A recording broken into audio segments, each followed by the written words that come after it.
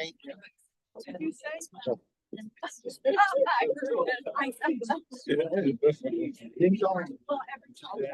Just making sure he's ready to be. Good. I'm on the executive committee of why.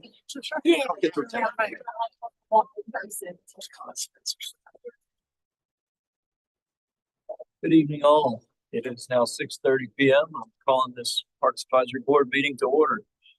We'll start with a roll call. Alex Palazzo. Chair Caleb Hunter. Here. Vice Chair Charlie Dykoff. Here. Mary Peliquin. Here. Lily Tarko. Edan Epstein. Here. Joy Oglesby. Present. Rachel Rochelle Coakley. Barbara McGill. Here. Martha Retzko. Samantha Sisler. Solomon Schoonover. Stacy Ritter. Quorum. All right, the next item on the agenda is Pledge of Allegiance. To the flag of the United States of America, to the republic for which it stands, one nation, under God, indivisible, with liberty and justice for all.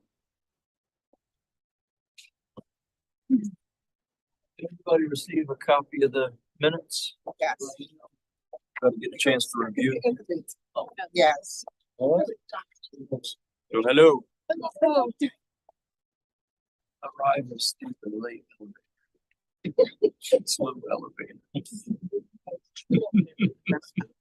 Attorney is our approval. Yeah. Exception. Sorry, did everybody receive the minutes by email and have a chance to review them? Yeah. Any concerns, omissions, errors, disclosures, corrections? I did not. Want to take a motion to? I make a motion to. Any seconds? I'll second it. All those in favor of approving? Aye. Any opposed? None heard.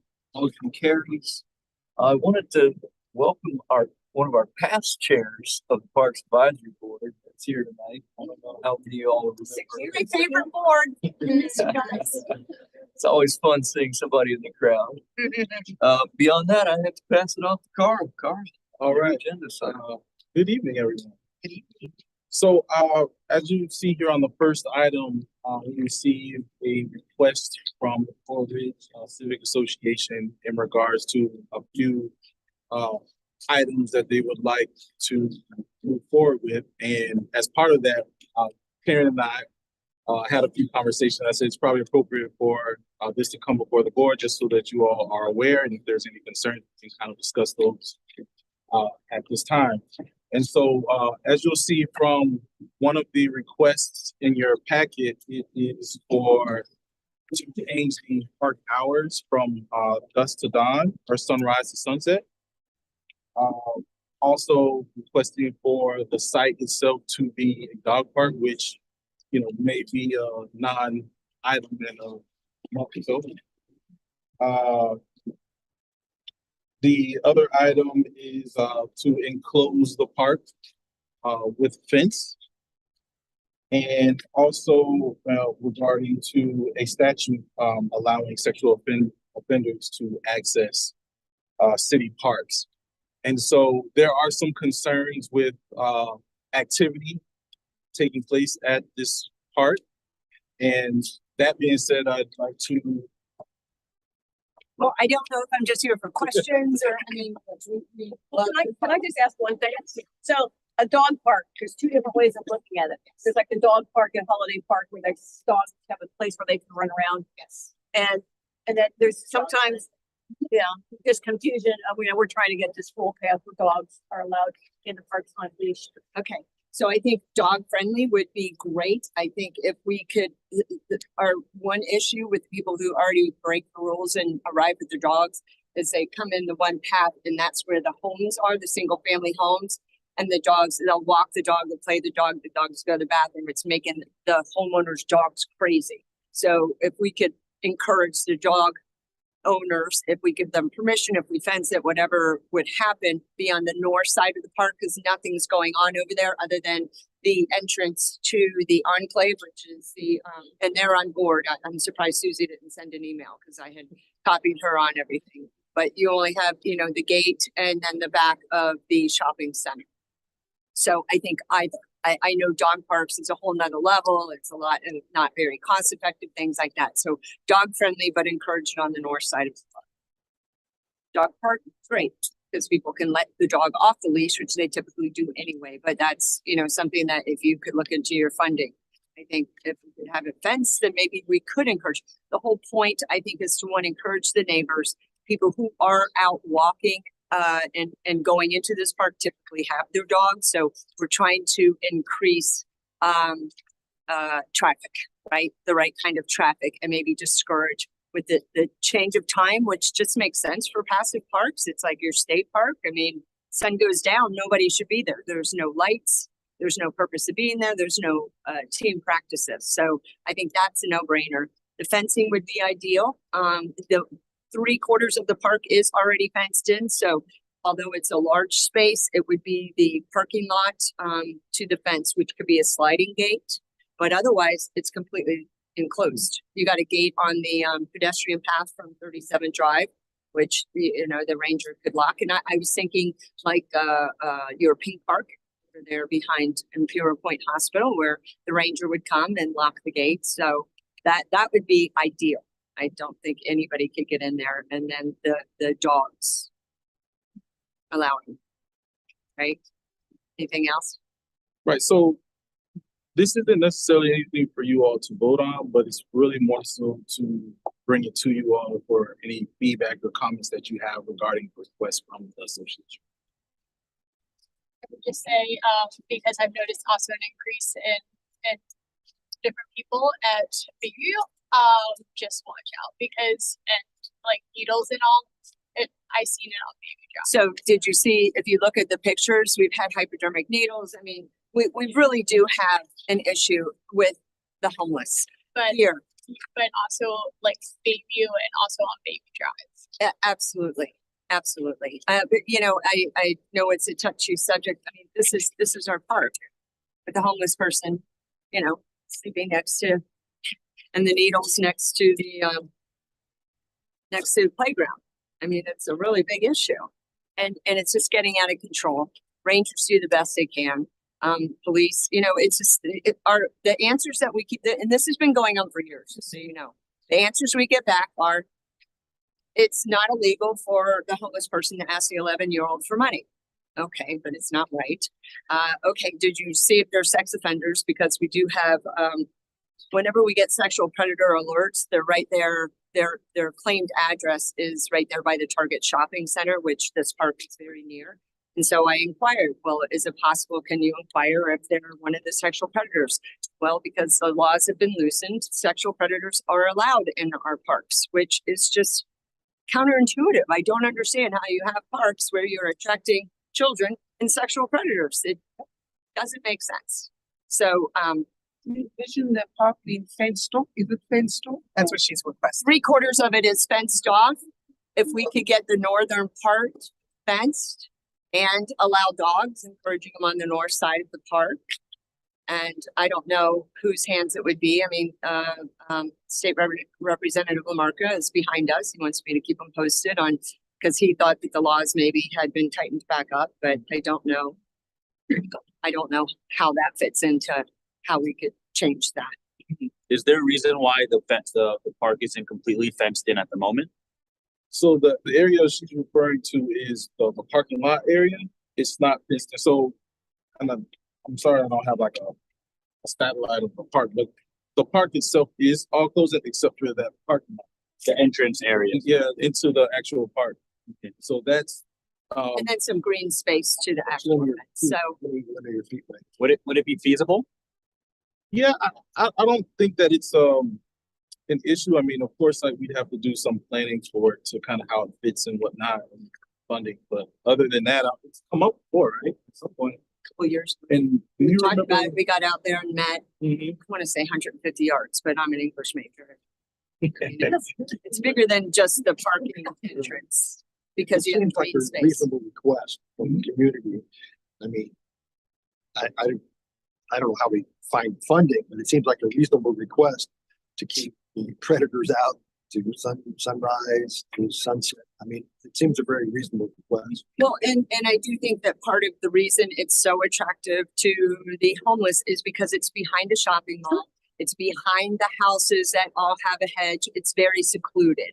So they can move in and unless you're stopping and looking and it has a bathroom, which a bathroom has been open till 9 o'clock, which is a whole nother level of problem. So because it's secluded, I think that's the big attraction. So Yeah, and also too, like the other issue is that from sunset to sundown, there's an opportunity for the homeless or individuals performing, doing other acts outside or during park hours. And so the idea would be when the park is closed, police can then enforce the individuals from being inside the park.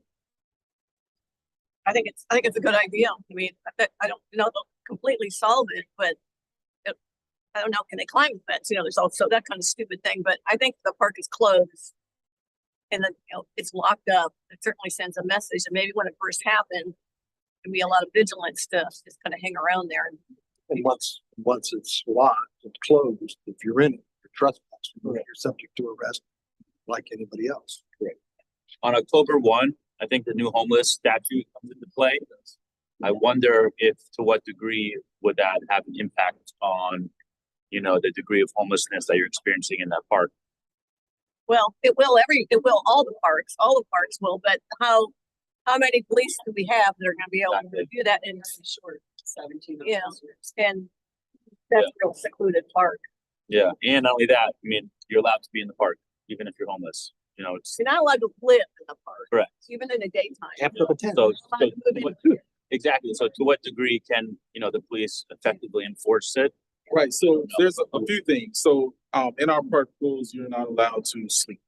And so you can, police officer can cite you for that. I mean, typically there's a hey, no. But then also more importantly, when the park is closed, at that point, as Mr. Lockout mentioned, they can cite you at that point.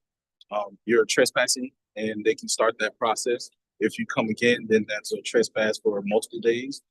Sort of like progressive function. Basically, Patricia St. Bill Joseph, Assistant City Attorney. Basically, you're with the fence, you're going to give the police more authority to enforce rules. But just having an open area, unless a person is violating some kind of law, or we can charge that person with something. And we do have a sexual offender ordinance on the books, but it does track Florida Statute 775.221. The problem is if the person's offense was committed prior to October 1st, 2004, it doesn't apply to them. they're actually allowed, if you read through from your sexual predator detective, that unless they're on probation or There are exceptions, yeah.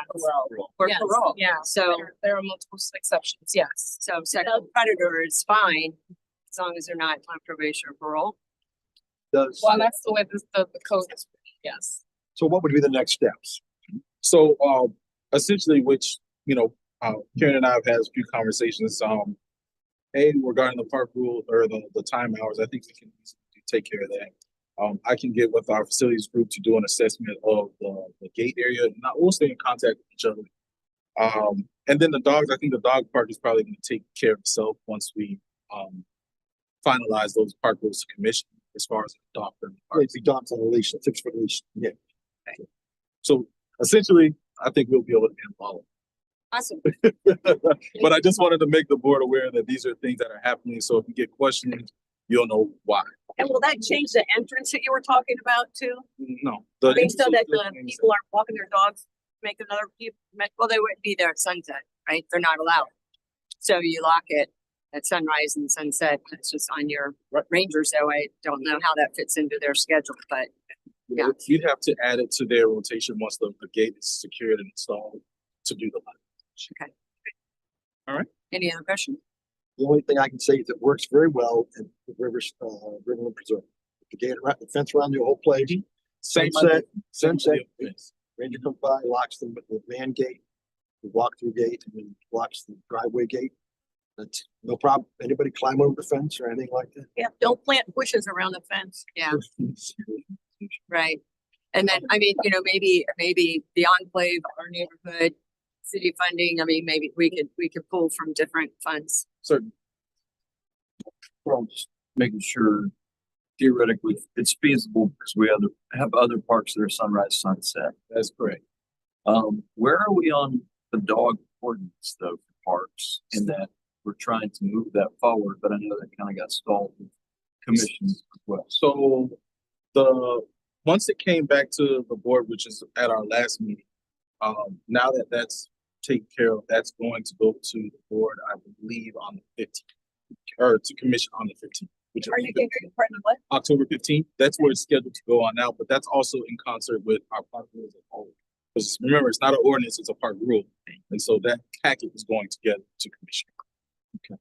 And then that will move forward approving dogs in certain parts still, or all parts? No, so the board was all parts. All parts. And then, you know, commission will probably have some conversation as to how we roll that out, because there is an expenditure with that, signage and dog stations, food stations.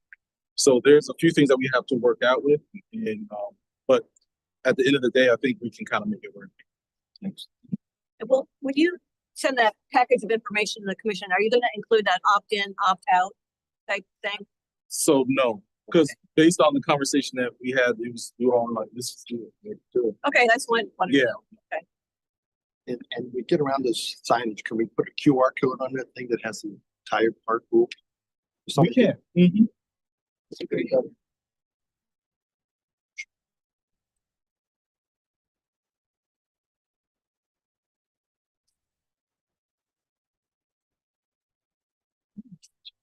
All right, thank you. Thank you. Sounds good. See ya.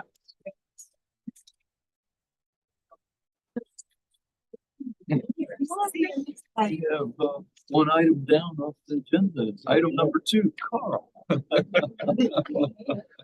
All right, so as you all know, a couple meetings ago, we brought forth a request to acquire the 2201 Northeast property in the Bal Harbor area. You all approved the acquisition of that.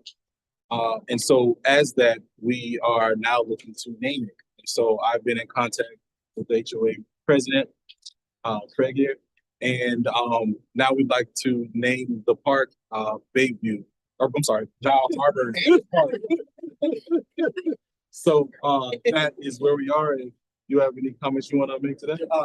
Please name it Bal Harbor Park. That's my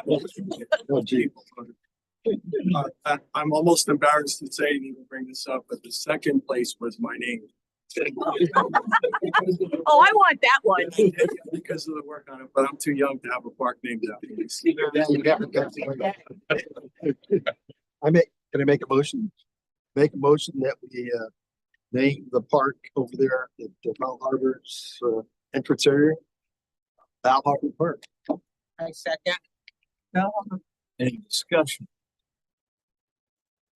I think it's a fitting name.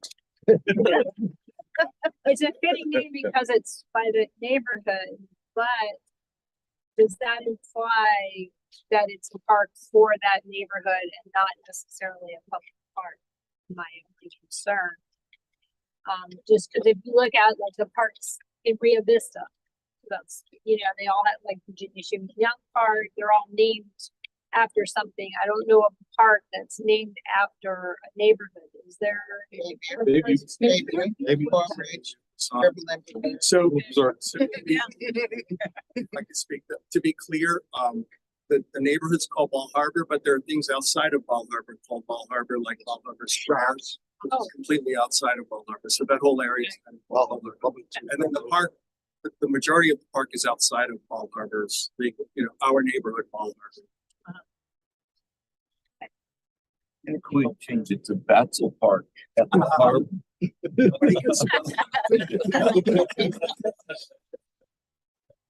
Any other discussion?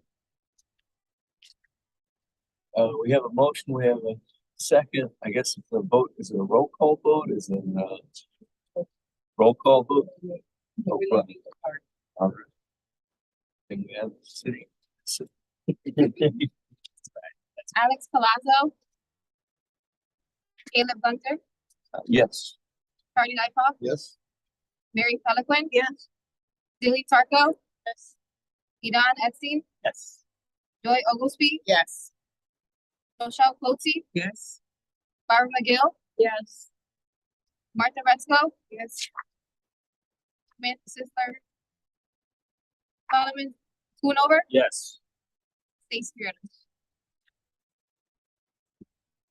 Passes unanimously. There you go. You better Well do done. named after Thank you. you. We only tried. That's the easiest thing I've done today, believe me. Top day, right? Also like the. Thank you very much. Item number 3. Oh, Carl, you're. Thank you. So, this particular item, has been a conversation internally for quite some time. Our previous city manager reached out to me and, wanted me to look into the possibility of adding designated children areas. Along with that designation would prohibit adults from essentially sitting and engaging in children's play areas. And so this particular item isn't anything for you all to vote on, but it is something that is going to be discussed at an upcoming city commission meeting. And so I wanted this to come on, and you'll see some of the signage here that we have is what it would look like.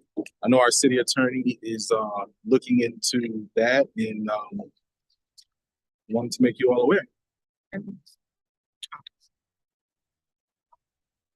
Carl. Because I'm sure of this. I feel like people are ignoring signs. Sorry, ma'am, can you speak a little louder? Oh yeah, so I feel like people are ignoring signs, and especially like I was coming from Gordon and I was going to Bayview, and at Bayview there's that big sign that says like no golf carts or like beyond this line, and it's in red. And there was a golf cart parked right behind it, so they literally passed it and just ignored it. So I'm wondering if there's any other way, just is it because I feel like signs just are being ignored. So that is a really good question. And what I would say to that is signage, people do ignore it, but what it does do is it allows for police to enforce. And so essentially that's what the signage is for, is not only just awareness, but the enforcement aspect of it. Okay, so have to place to piggyback off what Carl just said, we have to have a way to enforce it. So if we don't put the public on notice and place these signs in a conspicuous area of that designated children play area, then we can't really say the person knew or should have known that he or she is not allowed to stay there without being with a child. So the ordinance, I believe you were provided a draft. Yeah. So we define what when adult is, the child should be 12 years or older. So if an adult is not 12 years or younger, excuse me, thank you for catching that. So if an adult is not accompanied by a child, then he or she should not be in the area. Now, recognize our police officers will use reasonable judgment and will give that person some warning, and it's really gonna be a situation where they've been warned, they don't want to leave, and finally it's gonna be enforcement to protect children in that area. Seems like it would help with the issue that Karen brought forward too. Yes, well, I believe it's gonna help with a wide range of issues, including protecting children. Where do teenagers fall in this? Cause if you're saying like adults can't be there and kids under 12 can be there. Well, So, and I understand that there's a little bit of a gray area, and I think it's a little vague for a reason. In conversations with the attorney's office, that the idea is that police would use discretion in terms of how that is kind of enforced. Because it doesn't really touch on the 17 to 13 years of age, but speaks to 12 and under, and of course 18 and older. So that's the premise. Anything you want to add to that? Right, again, just so you know, City of Miami Beach has a similar ordinance. City of Hollywood has one, Palm Beach County has one, New York City. There are multiple cities, that are now either about to pass similar legislation or have it on the books already. So it's to help combat sexual predators, to help protect children. But again, there is gonna be notice and there's gonna be an opportunity for that person to move. Now, this is not the entire park. So obviously either a park ranger or a police officer will go up to the individual and say, okay, are you accompanied by a minor or someone under 12? Is that child playing here? If not, this is only for children and their caretakers or guardian or parents. And, the person can simply say, oh, I'm sorry, I didn't know, I moved. But that would be a reasonable person. An unreasonable person would either ignore the ranger or the police officer, or if they have criminal intent, decide to either go hide behind bushes or whatever. So it's just to help enforce and protect. But certainly, and after researching it, the city's really, I think Miami Beach had one enforcement in the years it's been on the books. So it's not meant to be punitive, it's meant to really protect the children. But if it has to go that route, then that's what's gonna happen. So I don't know if I've answered your question. No, that's fine. He meant that you actually fence it off for that section. Well, that was one of the issues that, I did discuss that with Carl. Not every playground is fenced in or barricaded. So that's why we have to have signage that is conspicuously placed so that people can see it. So we're gonna place them, well, that's the idea that we discussed. They're supposed to be in areas where you can't say you didn't see it. Okay. Visible. For helps the office. Like it's good. She does raise a point in that there are some parks that have playgrounds that are kind of incorporated into a lot of other things. Bayview Park, for instance, has a shelter right off of it. And then the playground is really open with a walking or whatever path around it that's utilized by a lot of things and some benches there in the shade, right up to then the ball fields and the whatever. So I'm just making sure, I want to ensure that rangers, police, staff understand the discretion, what's utilization or proximity versus those that are just enjoying the park, trying to get a little shade, sit down on a bench. It's the closest thing is the one by the playground, but all of a sudden, boom. Well, the way staff and I, of course, I'll be open to discuss it with staff, but the way staff is supposed to place those signs is to basically serve as a what's the best word? The boundaries are supposed to be covered by the signs of the boundaries of the playground area. So let's say you said there's a walkway. Well, we need to place the signs where people will be able to identify where that playground begins and where it ends. So if we have to put 4, 5, 6 signs, that's what we have to do in order to give the general public adequate notice so that it's not the entire area that's right. And there'll be further discussions with police because essentially they're the ones that are going to be part of the enforcement. And I also don't want our parks to be over inundated with signs there. Right. So there's like a happy medium pass. Right. Exactly. Maybe you could put colorful paving or paint or something that demarcates the play area. They kind of like, not a solid wall, but something on the ground. That's fun, creative, but it kind of like demarcates the playground. That's an interesting comment and something that we can kind of look at. Ultimately and ideally, it's really going to be for the individual or individuals who kind of appear to be stalking, staring, engaging with children that aren't theirs, that type of behavior, where would a police officer then kind of make notes and kind of try to say, hey, this is the children's zone. If you don't have a child here that you're the caretaker of, please, move to another section of the park. So, there's a lot of different things that kind of can go from A to Z with that, but that's really the intent of it. And as far as kind of outlining areas in the park, it's interesting. I'd have to see how we would do that and how that would look in some of our areas, but we certainly can look into it.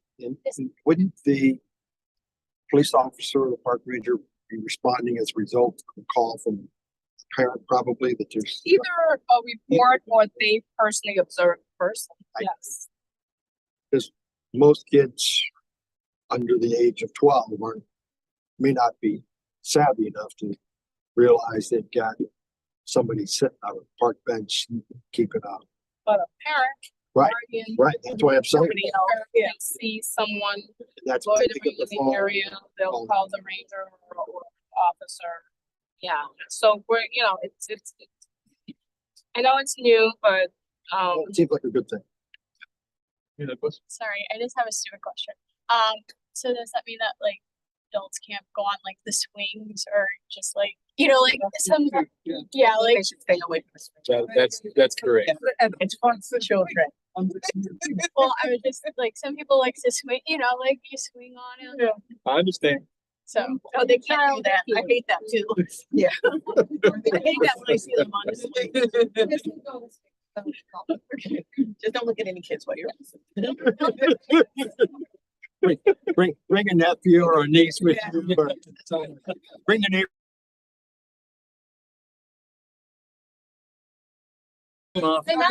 Candy. Yeah, don't do that. Okay. Did we need a vote on this or anything, or just discuss? Just aware. discussion to make your. Any more discussion for Carl on this, or shall we I think it's a great idea. It's pretty positive. move on to agenda item number 4? The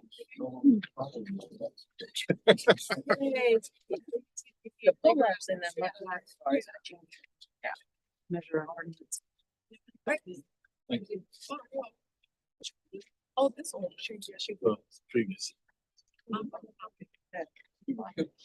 right, so just so you all know, kind of to set the table here, we've got another special guest here today. Guests here and they've been gracious enough to provide some refreshments here. So feel free to partake. Yes, thank you. That was so nice. So as you all may or may not be aware, our city commission had a presentation that was provided from the YMCA regarding this project. And so now is the time we want to share that project with you all to kind of kickstart the next phase. And with that said, I'll introduce Ms. Woods. Great, thank you, thank you. We will be talking about fencing, signage, and dogs, I guess. down here. Oh, sure. Oh, yeah. But my name is Cheryl Woods, and I have the pleasure of being the president and CEO of the YMCA of South Florida. And this project has been on the docket for probably 15 years, believe it or not. But it's just because of lots of things, including COVID, that kind of pushed everything back. So this goes back many city managers ago, having kind of a vision around. And I've got this wonderful team of people with us tonight that I would like to introduce, but also ask you guys anytime you want to chime in. Mark Russell is our retired CFO, but I didn't want him to go too far because he knows all about this stuff and he's here to help me navigate this project, which I'm really excited about. Shayla is my executive assistant and is responsible for all the good food. And when and when I talked to Carl, I said, "Well, do you normally feed them?" "Oh no, we don't." I bring some. I got He the said, "Oh, spoil. yeah. anyway, but I think we set the bar for you now. Yes, Uh, sure. That's gonna be hard to follow. I don't think it's gonna happen. Jason Howe will be our project manager. He will be running lead on this project that we'll talk about here. And then Jackie Howe. What's that? Yes. Jackie is longtime board member, YMCA in South Florida. Both are residents of Holiday Park, and I think We don't live in Holiday Park. That would not be allowed. Victoria. Yeah, they're part of, never mind. Anyway, but I wanted to, if you don't mind, take you through the presentation. I'm gonna stand up here because, oh, I got a bigger screen. Oh, that's even better. So I wanted to kind of take you through this PowerPoint and share some things with you, and maybe just educate you a little bit about the why. How many of you guys know about the why? Are you members? Sistrunk. Yeah. How about the Sistrunk Y? Have you guys been there? Yeah. Oh, you haven't been there. You have to. Okay. Let me know and I'll give you our card, and it's right on 14th Avenue and Sistrunk. And so It's beautiful. One of my favorite buildings. thank you. And It's rooftop space. let me just say too that what made that project so special is we were in that community for many, many years off 4th Avenue, and about 80 years actually. And all the city managers I've ever talked to, I said, hey, we've got to build a better Y and we want to make it nice. And we did a survey, and when the survey came back, the community really asked for 2 locations. And that was great for us because we see the growth in Fort Lauderdale and thought that that would be very, very important. And so it was easy to get Sistrunk out of the ground a little bit faster because we were able to go after New Market tax credit dollars. We did CRA dollars, I should say, New Market tax credit dollars, private donations. So next year, the building's been open 2 years, but next year that building will be debt free because of that unique funding, which is really, really special for a community like Sistrunk, Florida. But and that's such an incredible community, rich history. But what makes it special is what you see in that building is a result of what community feedback gave us. You know, drive economic development, activate the street. We need jobs, we need education, we need access to health and wellness. We want a healthier lifestyle. And so we took all those things and put all this together. And it is a very, very special project. There's none why like in the country, and it's right here in Fort Lauderdale. So this is project number 2 as part of the package deal with the city of Fort Lauderdale, and it's Holiday Park. And so we'll flip through some of these slides. So I kind of want to talk a little bit about the partnership because the city has leased the Y this land for 50 years. And our goal is to build a YMCA that would be open to the community and provide recreational programs and services that will complement what the city and the Parks Department are doing, which we love you guys and we think you do an amazing job. Okay, I mean, absolutely amazing. I've worked with Carl for many, many years. It'll be a 60,000 square foot building, 2-story. I'll get into more of the details of it as we go here, but we're estimating this to be about a $50 million project.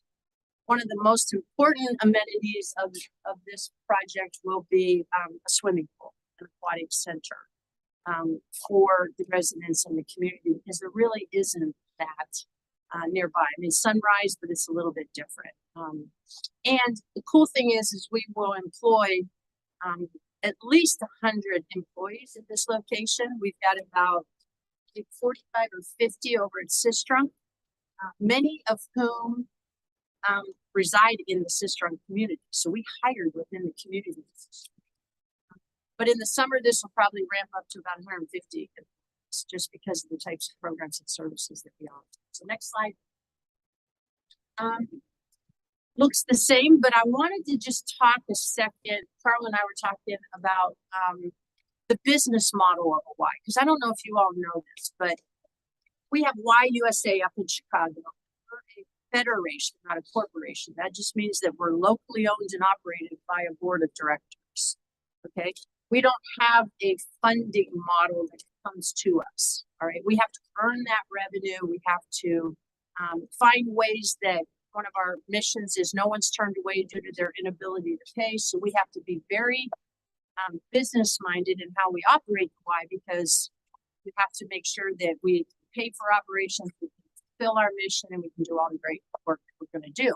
And usually that requires a lot of collaboration, a lot of partnerships, unique funding models that help find what we do. So I wanted you to know that, because I know sometimes in government work, you guys have a budget, and this is how sometimes it's managed, and you get to supplement a variety of other ways. Because I used to work for Parks and Rec a zillion years ago, and but that's not the model of the Y. All right, and we'll talk some more if you have questions about that. It's a one-stop shop. What makes the Y very unique, okay, is that we're for all. You think about it, a YMCA, we've got the little ones, as little as you can, firstborn, that will come in and be a part of the Y. Maybe you'll go work out, and we have the kids in our Child Watch program, our Kids Zone, and you've got 2 hours to go in, do your thing, and we've taken care of the kids. All the way up to, I think one of our oldest members is at either Hollywood or Pembroke Pines, and 105 years. Wow. Okay. Now, it's amazing because we celebrate all that. And we're typically opened early in the morning. So we're about a 16, 17-hour day. So 5, 6 o'clock in the morning, depends on the community and all that, but we might close at 9, 9:30 at night. We are located in many, many current parks. So we're in Regional Park in Weston. We're in, Hallandale Beach, Peter Bluestein Park, which is right there in the city. So we have a brand new Y there that's a collaboration with the city of Hallandale. Pembroke Pines is located in a park off 172nd and Pines Boulevard. I mean, so we have this footprint. So this was just the logical place for us.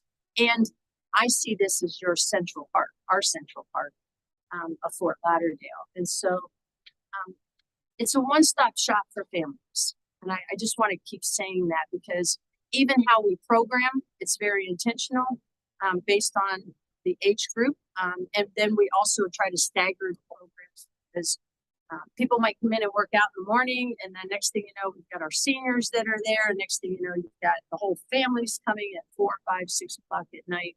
And it's just such a wholesome environment for families, and we drive family activity.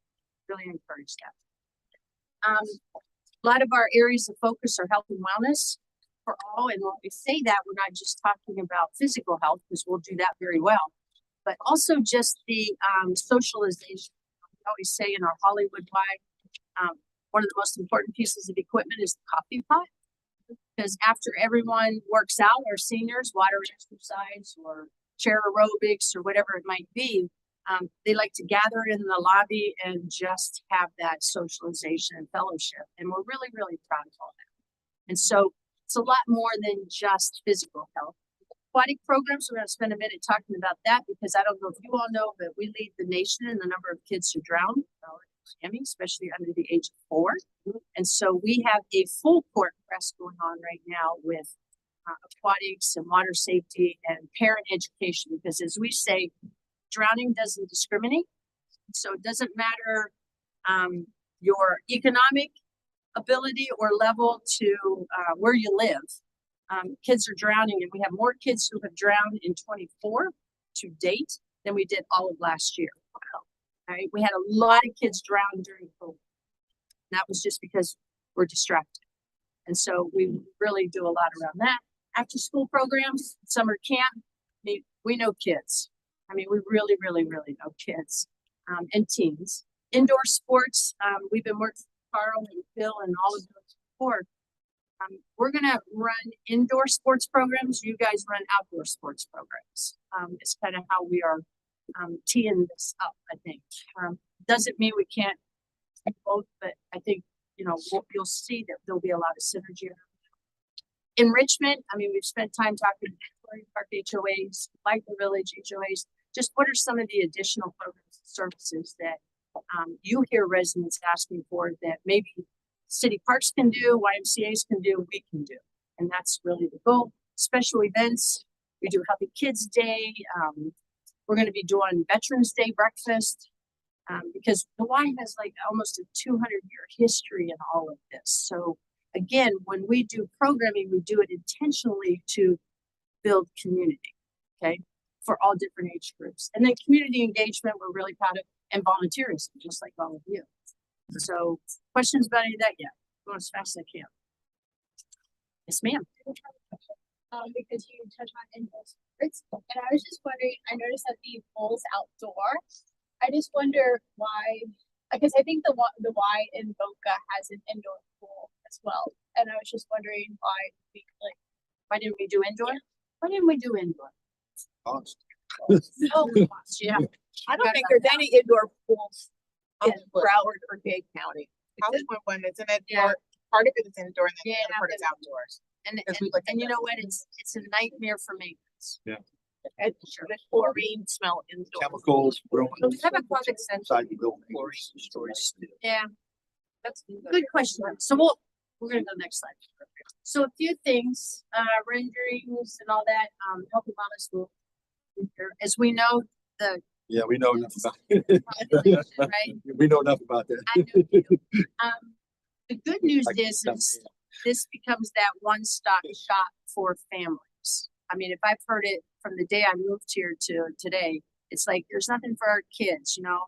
There's boutique fitness centers, but then what are you gonna do with your kids? Right? So this is kind of the model. So of what- anybody can go to the Y. Anybody can know the Y. No matter what socioeconomic. Correct. Definitely a need. Now you have to join the Y because that's our business model. But again, there is a fee, there is a membership fee, no contracts, or anything like that. But at the end of the day, if somebody walks in and says, hey, I want to join, but I can't afford it, and we have a formal process of financial assistance, and then we work with those individuals. Okay. And so that's how we do it. Same thing with programs. You don't have to be a member to be in a program. So swim lessons, summer day camp, after school programs, you can also be a non-member of those programs. We'll go to the next one since we don't want to look at any of this, right? Actually, it's very cool though, you guys. I mean, we should be really proud of this giant little city we have, you know, and to have the amenity of Holiday Park across the street. I mean, holy cow. I mean, this is going to be one of the kind of know. I just want to make sure you understood where the location of this is right there on Federal Highway. That's about 3.2 acres of space. I mean, many years ago, the Y was there. We were there. Thank you. Yeah. Yeah, my older children lie about their age or so old. They went that way. Why was on the west side of Federal, wasn't it? Yes. Was it on the west side? It was on the west side. You're back here behind Hole and July. Oh, well. That Long is time ago. a very good point. Thank you very much for bringing that up. So we're just replacing it again. There you go. Okay, next one. 10 years later. We pushed the property, or that we pushed the building as far north on that property as we could, so that we tried to knock the vaping business out of there. Just kidding. We don't have any vapors in here, do we? No, just checking. But anyway, and it was to really open the entrance to the parks and buildings designed on an angle to kind of really make that kind of welcoming as you come in, and to be able to see the beautiful Parker Playhouse next door and all of that. So I think it's pretty cool. We put the pool in the front so that there can be activity. You'll see a lot of glass so that people can see the activity from the roads and all of that. And so we're very, very proud of all that. Next one. Yeah. You go back to the original the slide with the YMCA and the Parker Playhouse and that future garage. When is that gonna? There's a meeting about that right now. So there's actually a public meeting happening right now.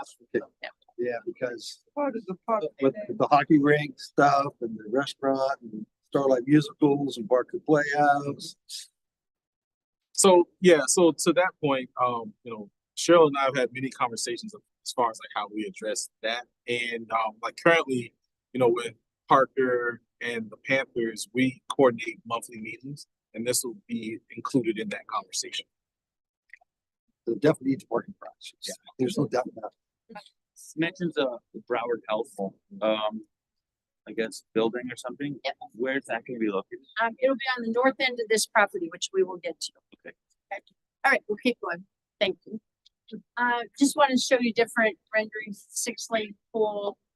Second floor, there's a lot of deck space for events and gathering places for families, really more than anything. And so kind of a splash area for the kids to get acclimated to the water. There will be a tremendous amount of swim lessons coming out of here, water exercise. Sure. So kind of the Parker side of the entrance, very welcoming. There are 250 parking spaces that will be built between the Wise Building and Parker. Okay, and so that will be really nice. And we've done kind of facility utilization, you know, so what are the busiest times for the Y? What happens when Parker? So, you know, our busy time is really truly Monday, Tuesday, Wednesday, a little bit of Thursday, because of you guys come off the weekend and have guilt and decide to get back into work. Tapers off again on Thursday, Friday, Saturday. Yeah, and so yeah, January 1st. But what ends up happening is, you know, on Friday, Saturday, Sundays, those are typically slower days for us. Now the mornings will be busy on Saturday, Sundays, but you know, by noon things kind of taper off, you know, and so there will be a lot of usage of this space. Anyway, next slide. Just other renderings very quickly. Hold on, so you said there would be 250 parking spaces? 240, 250. 4250. I think it's on the share. No. No. This is. That's surface different. lot.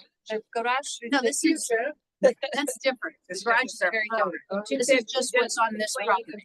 You're gonna be sharing three entities, Broward Health, Y, and Partner. Pretty much, yeah. So Broward Health, for a $50 million project, why doesn't have $50 million to do this kind of stuff? So key is how do we find a partner that aligns with our mission? And we're in the prevention business, okay? We want to keep people healthy and kind of an active lifestyle and have friendships and relationships for our mental health sake. And so we try to stay in the proactive side of that. And so I've always talked about, and we've got other models of this, of how do we take the expertise of a hospital, okay, and bring that into a community setting so that we can stay afront of all of these health conditions that we have and kind of be proactive. So sat down with Broward Health, had a long conversation. Obviously, they too want to do some strategic initiatives on their end. And with all of the density of population coming in, you know, you've got two hospitals that are 4 miles apart, okay? And yet there's a lot of challenges with this density coming. So we talked about a freestanding emergency room, all right? Now, I don't have the hospital here to give you all their statistics, but the cool thing about this is that it will be a freestanding emergency room, but it's really an urgent care on steroids. And when I say that, they will have the ability to, they'll do MRIs, CAT scans, they'll have all that sophisticated for the local area. Broward Health, next meeting or the next meeting, we can bring them in. They have done tons of research.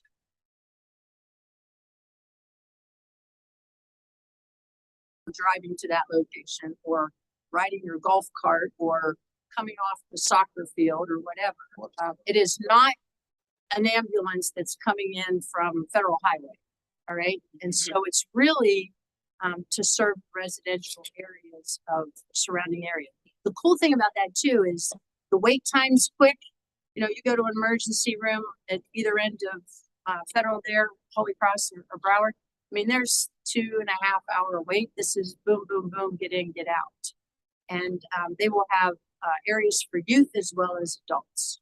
So 90% of their traffic will be walking. Okay. So I want to, and again, I can't speak to a lot of that, but this was a strategic partnership because they will pay for the construction of their building and have to rent from us, which helps us build the walk. Okay, that's how this came about. Because there's no way we could afford. You, Oh, go ahead, Mary. me? Oh, do you, and, I mean, I think you kind of touched on it, but because it says emergency, do you anticipate ambulances coming there?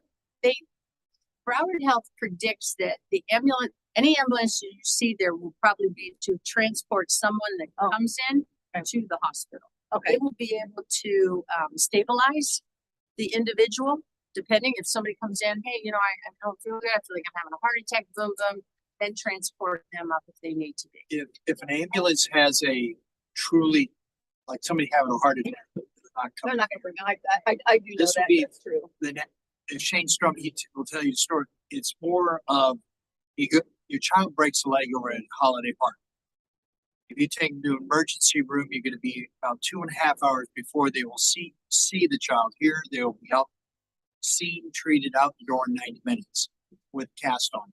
And it keeps that patient out of the emergency room, which frees up the emergency room for somebody heading into the ICU ward. And so if you bring your child with a broken leg to an urgent care center, they're going to send you to the emergency room. This makes that, it's kind of a tweener right in the middle there between them. So Thank you. won't be It's an on the urgent care, back side of your trauma building. center, it'll be the in between. Yeah, you hit it on, it's freestanding emergency department. It's right up against the. I see a lot North more End. people that have smaller emergencies coming here for fast turnaround. Then they go normally to, as long as the fast turnaround doesn't become a delay. Correct. Eventually, Correct. as there's more people. Because everybody's gonna enjoy that. Yeah. Well, and how cool is it that it's gonna be in the community where there's all this activity going on to take the pressure off that. Okay, next slide. I have a question. You mentioned the cost, it's 50 million for higher investment, including the Broward Health. All of it. It's a cost, That's a big cost. but that considering the prices right now, that's. And the it's a lot of money. construction. I mean, Sistrunk was 65,000 square feet, $20 million. And that's 5 years ago. But now now this we is- know the prices for the police station in the city, so I think it's a good deal. So here's How we something, spend money here in the city, or you tell me if I'm on or the track. water plant. Okay. So on the 50 first, million well, is here's enough. your parking space. See how this is, the layout, this is, Broward Health, this is the rest of the lot. So people, this is the first floor, so pretty much the first floor is all youth programs. Okay, so when you come in, you'll walk up the steps and get to the health and wellness and gymnasium and all that, but most of this is kids' activity. Remember I said you can drop the kids off, go work out and whatever. There's also a youth room there, there's a multi-purpose room. What else is there? I can't remember. Child development. Child Development Center. But this is kind of some office space for the, Oop, did I do that? I'm doing that? Oh, wow. Did you? So this is kind of the office space, but Carl and I talked and we want to bring the Parks and Rec team into our space. Oh, come on, new office. Okay. So This would be pretty cool because they have crowd. well, no, not that office, but the holiday park team. Oh. That's back at the social center.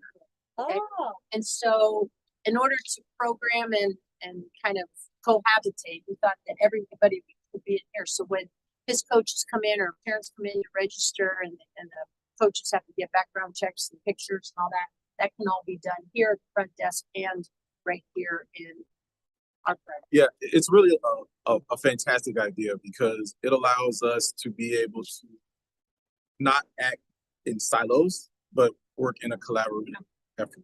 And so when we have these discussions, you know, our staff will be inclusive of their staff. There will be a printer, we'll have our computers and things like that, but we're working in the same office. And so it'll really help with not only managing the park, but just managing all the amenities that are in the park itself. And it's really a great way for our staff because as Cheryl mentioned earlier, you know, they're doing all indoor programming and the idea is that we'll do all the outside programming. And so this is really a great way how we can have all that in the spot. What about where you already have a gymnasium and you have volleyball and stuff inside holiday? So originally, the actual social center itself is going away. And then the gymnasium is something that we're having conversations about the Y kind of taking over, and they'll be doing some programming in there as well. But the exterior things, you know, we still have our football, our soccer, you know, all of those things that we'll be doing in outside of the park itself. And so that's how this kind of really turned into a really good idea of how we can kind of merge all of those efforts together. And cross program, Yep. right? So if they're in basketball at the Y, how do we get them over into this program? Maybe we can work with the tennis group to do, hey, you guys need warm-up exercises. Let's come out and show you how to do warm-up exercises. Yeah, and one of the other unique things about this collaboration is, so we've got a lot of stuff going on at the park. And so if you're a parent, let's say if you have a parent that has a couple kids, and they're in some of the sports, you can essentially have your child go to practice. You can go and get a workout in. We're working on some, like a transportation kind of thing, so that if your child is at the field and you're at the Y, you can kind of take a trolley, you know, so there's that kind of discussion that we're engaging in. So it's really a one-stop shop that you can kind of go in and kind of go around. Right. It will be more organized chaos. Because, I mean, I think it's gonna be just the absolute. Kind of not organized right now. Those are all just jokes, but I probably shouldn't be using those words, right? But anyway, here's what makes it a little bit different with Broward. So Broward Health, this is the wellness, which is probably the largest wellness center that we have in the Y. I didn't touch it. But anyway, this is Broward Health. So we didn't want, remember I said, how do we take expertise and bring it into a community environment? So the intent was not to just make it a freestanding emergency room, transactional, that's the only relationship we have. Putting them on the wellness floor, now they're going to do community health programs, seminars, screenings for the community that are free and open.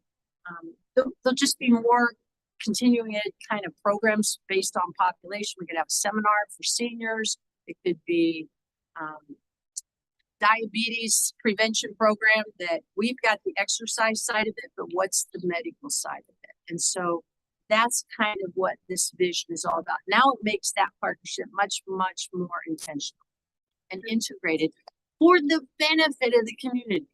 Okay, because we want you all to be very healthy. I think it's great because somebody is looking out on the fitness center and suddenly has heart palpitations and he's in serious trouble. All he has to do is be carried over to next door. Right? It's like nice. Hopefully we're not gonna let that happen. Okay, next one. Trying to go fast. Or trips like I did and broke my bones. And I would be in the emergency room like, I have one question about the second floor, the gym. Yes. Is that gym gonna be as beautiful as the gym on Cisco?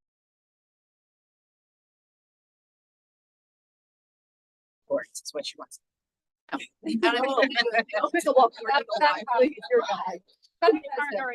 using they'll be able to take care of that. Couldn't the one meeting. No.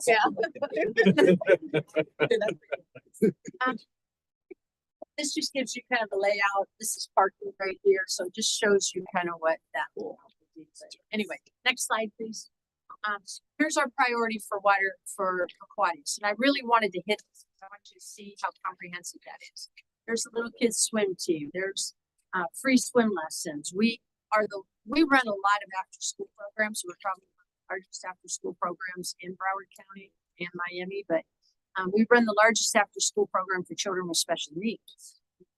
Okay, so we need to not only teach kids to swim, but we need to teach children with special needs, children with autism, like to run to the water. So we are on this crusade to save lives. And so part of our partnership with the city too is we really want to expand that to the community and make sure we bring more children in. So we do things like a begin to swim program, just like Parks and Rec. where it's open to free swim lessons, for the community. That might be another really cool collaboration too, because, we could share staff. Lifeguard here, lifeguard there, just came to me. I think what's great is if you could recognize the talent in swimmers and collaborate with the aquatics center in on, the beach, so that if you see someone that's immensely talented and needs to be trained further. You bet, Lucas.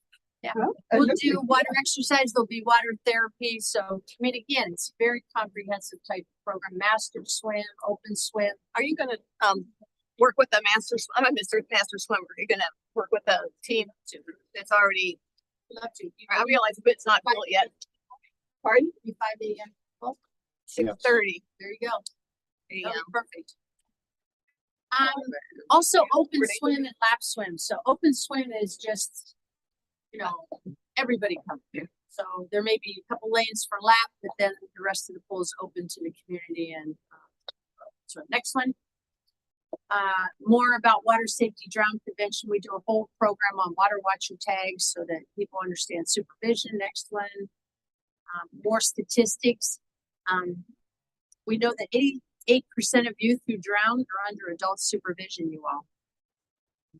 Okay, so it's not just teaching the kids how to swim, but it's also to educate the parents about supervision. Next one. Parties. This is Jenny. We've done a program with Jenny. Instead of beginning to swim, it's swim for Jenny. Jenny lost her life. I swam, went to a birthday party, drowned. And so we put a face to the program. Next slide. We do a lot around social media. We do a lot around, next slide, water safety tips. During COVID, we were pushing these out left and right. Next slide. This tells more about Broward Health. Again, to improve the overall health with their expertise, their brand, the YMCA's brand, excellent. Imagine the types of clinical and integration with the Y and programs that benefit the community. Marketing to all of you, health screening programs right there locally.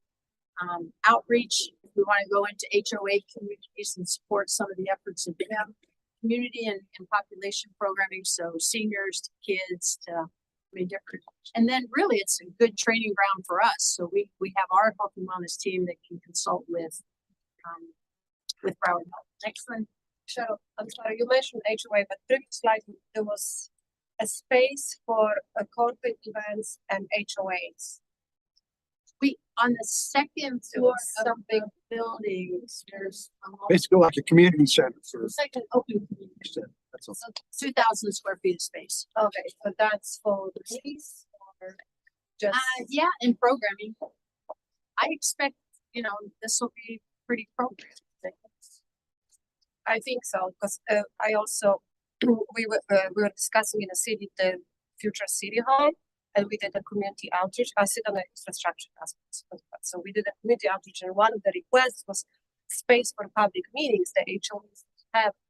So it seems like they want to have that in a future city hall if we ever go through the design, but we did the public outreach.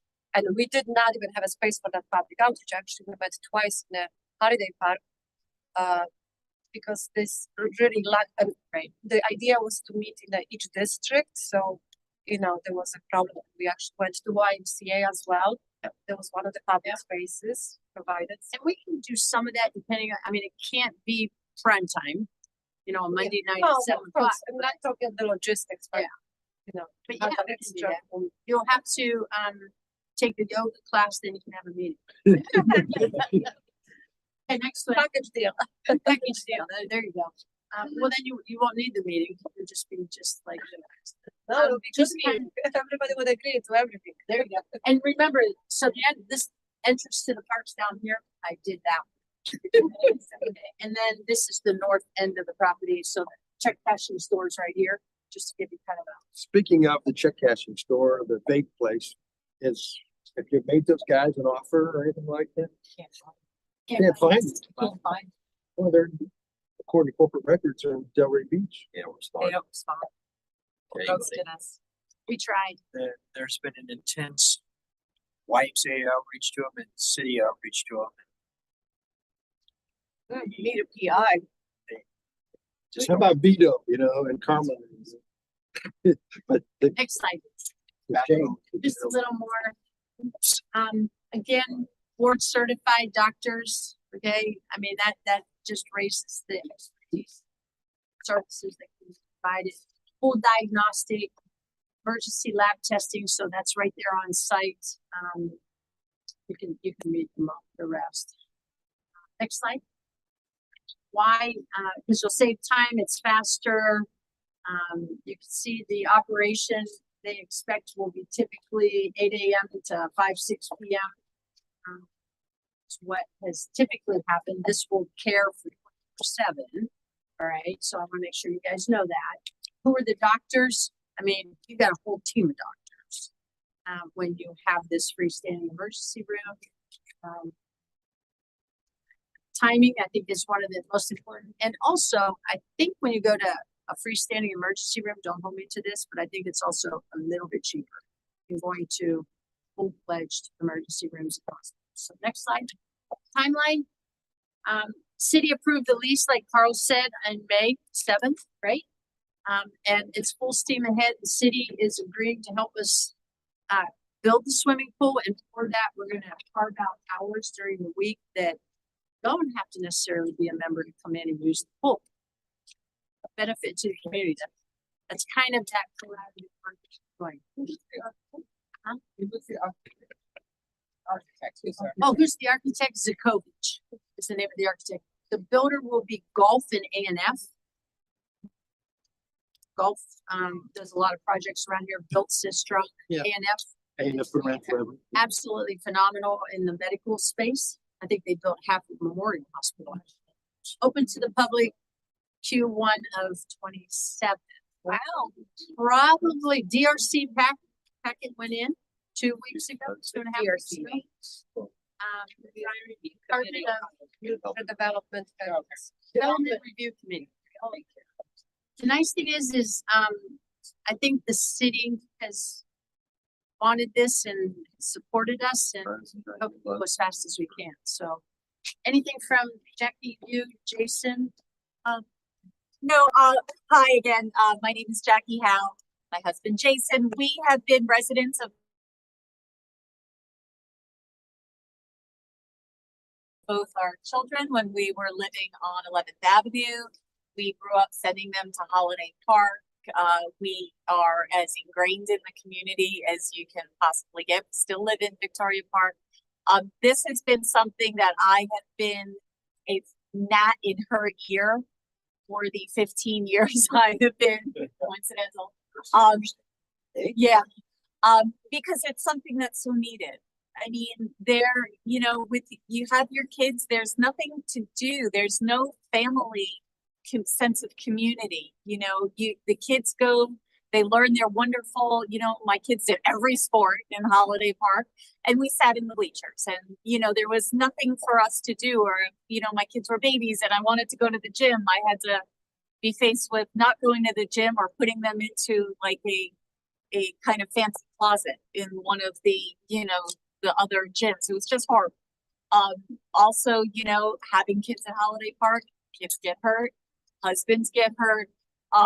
You have to send them another story. You have to, either go way up to Holy Cross or have to deal with a bridge or a tunnel. This is just the answer, I think, to every prayer. I'm beyond excited. I like the fact that it's a design in a park setting. Yes. So that you're not going to a strip mall to go and do exercise. Right. Which is very appealing. So that's very good. And if there's ways to, have a walking club in the park, where it's a little more organized, but just, again, fellowship and all of that. So, next one, it's done. Oh, all right. Jason, anything you want to say about the project too? No, other than the fact that, the big part of this entire project from start to finish is partnership with the city. So, we expect that our process of building this is going to go much smoother than the average, because so far, the city's been a wonderful partner, and we anticipate that they're going to continue to be. And we're just excited to continue to work together, and we think this is gonna go really fast, and the hospital will be great, obviously, but the partnership with the city is special, and it'll continue on into the construction and sort of all the city approvals. So, anyway, just that. Perfect. We like, Love it. we love Yes, it. yeah, absolutely. Next meeting, you'll wear a Y shirt. Give us one. Give it to us. Sure. We love to brand that holiday park. Timing is really good. I'm surprised with the construction. I don't think it looks like you're gonna get this done in 2 years. We hope so. So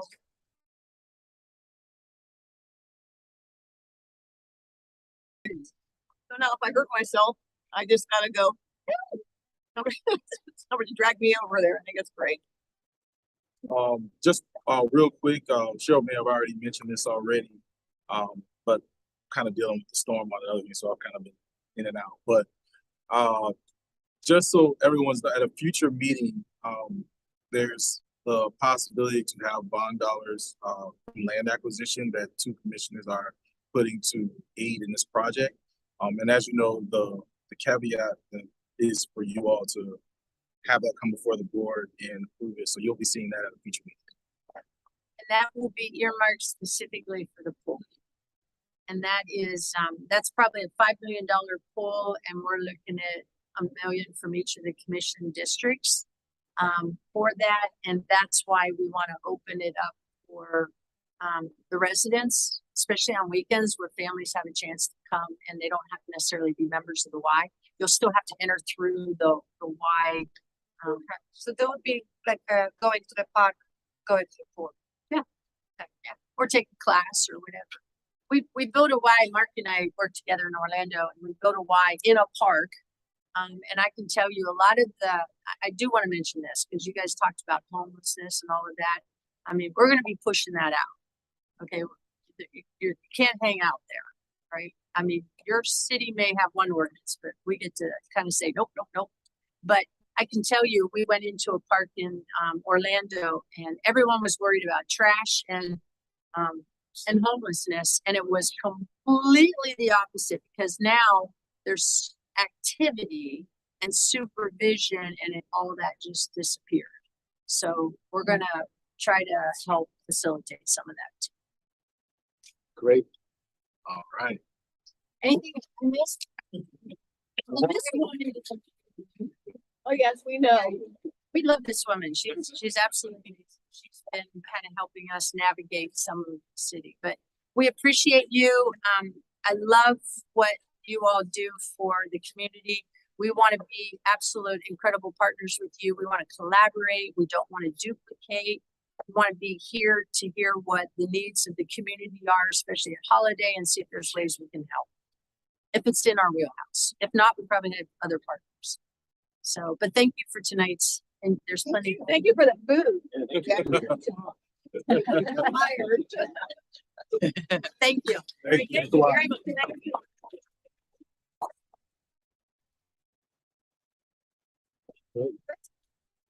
Next up is new business. Is there any discussion for that? I've got something. Someone approached me recently from Rio Vista and mentioned that they had they have a dog waste station and they want to install it in Hector Park. And I was like, well, let's talk about it. So I figured I'd bring it up. Now I'm sure it has something to do with the dogs in the park ordinance before the board, but if there's an extra one,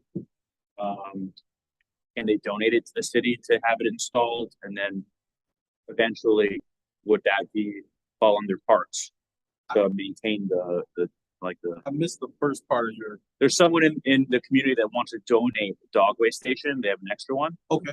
Into Hector Park. Okay. Yeah, have them reach out to me and we can kind of collaborate on that. Okay, great. Thanks. Yeah, the doggy bags. So I kind of emailed a little bit. There's a new ordinance passed the city regarding boards and some sort of thing. I think that's going to get addressed next Yes. meeting. That's going to be an item on our agenda next month. So just be prepared for that. We'll send out some information for you all to have some time to review it. But as the chair mentioned, that just passed at the last commission. What is it? It's a code of conduct for, it's a code of how they, react, respond. Okay. Are they gonna make mandatory these shirts that are, No, I felt so out of place last week. Everyone's wearing the shirts except for me. I was like, oh my God. that's what was told Charlie earlier. I had to, yeah, I had to wear it. I wear it once a month. This is it. So I my go girl around people in my City teammates. Hall and complaining how much I abused them. Stop. I have a one item for Carl. Good. So we have a new director in Jimmy Everett Tennis Center. So I kind of, maybe you can bring him to the meeting one day, introduce to the board and talk, so he can talk to us about his vision, what he's trying to accomplish. I know, he's new in a position, but maybe he needs some help, but what is his vision?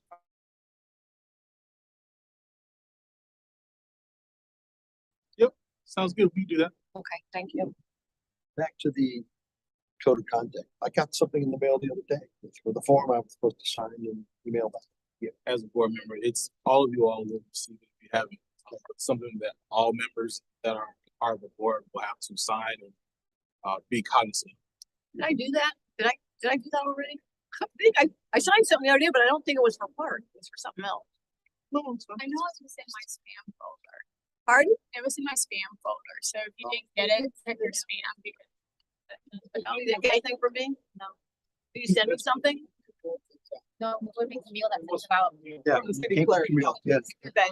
And I read through the whole thing and signed it, tried to send it back. By a big memory of all of this. I'm sorry. I definitely not sign it. Anything else? Further discussion?